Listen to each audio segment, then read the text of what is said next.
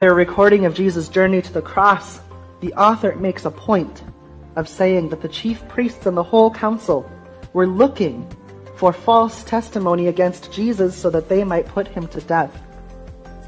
Those leaders were looking for any excuse, valid or not, to crucify Jesus.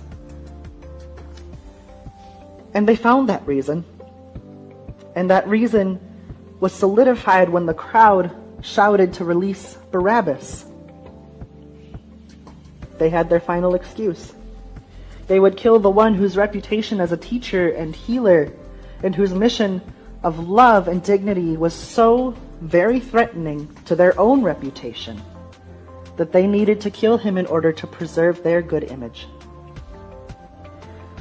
It's baffling to me that someone's existence can be so threatening that people decide they need to be controlled, that they need to have laws made against them, or even worse, that the people that they find to be so threatening should die.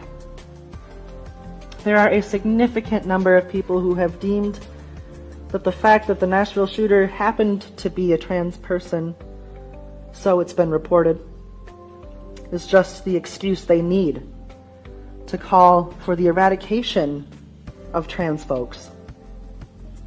Rather than focusing on the fact that we have a serious gun violence problem that continues to go unaddressed, rather than focusing on the fact that six more people are dead, rather than focusing on the fact that those staff and children should have been safe in that school, or focusing on the fact that children do not feel safe in their own schools, rather than focusing on any of this, they have decided they need to cause more harm.